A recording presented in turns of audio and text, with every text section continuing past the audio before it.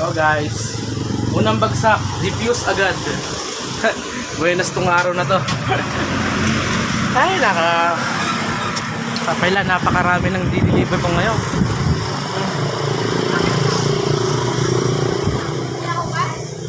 Kwan po, wala raw po siyang kas ngayon.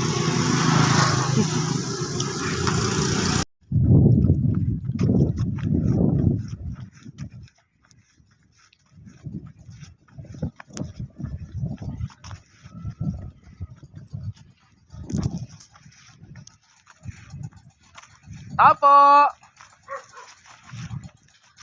Tapo! Jessa dumali! Tapo! Jessa dumali! Tapo!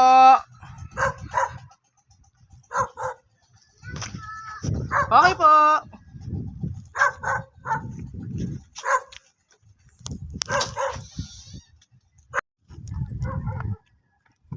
Pahirapan talagang tunay ang paghahanap ng pera.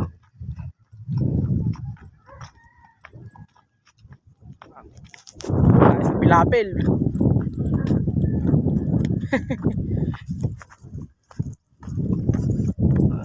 Ganyan ang buhay. Itong realidad. Realidad always make me cry.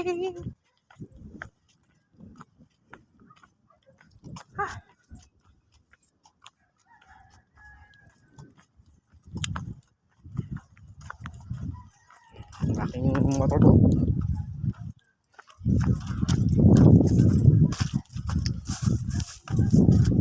Dahil pa rin karga.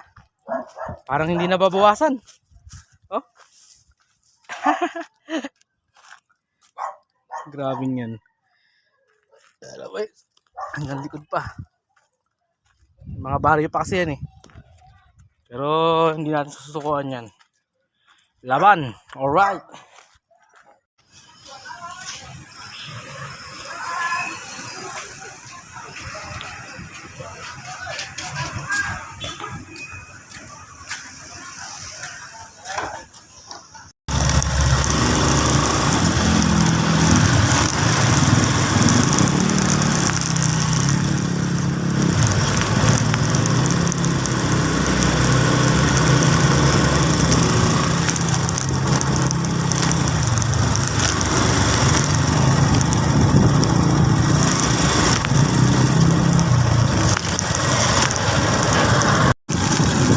What's up? Magandang gabi. Gabi na, bumabiyahe pa rin. Yo, mga katanod. Alright. Ito nga pala ang inyong katanod vlog. Shopee Rider, katanod vlog. Bumabiyahe pa rin kahit na anong alas 8 na yata. Oo nga, mag-alas 8 na. Dito pa rin tayo sa kalsada, nakikipagpatintero kay kamatayan. Alright.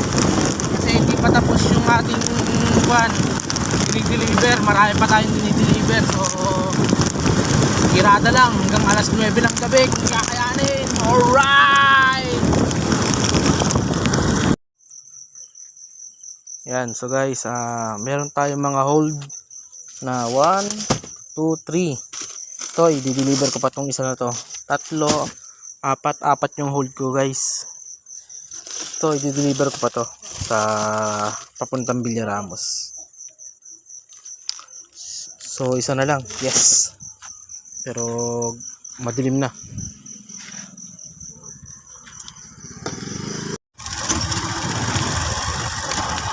So, yan guys. Tapos na. Tapos na ang aking delivery.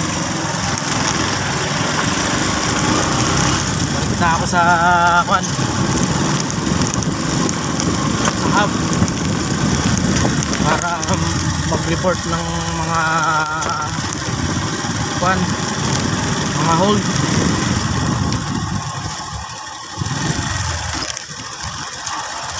Ay nako, masayang nakakapagod tong trabaho na ito. Masaya kasi yun, stroll, gano'n. Nakakapagod kasi ilang barangay yung dideliveran mo. Pero ayos lang yon. Ang mahalaga, meron tayong legal na trabaho at masayang pinagkukunan ng pera. Alright!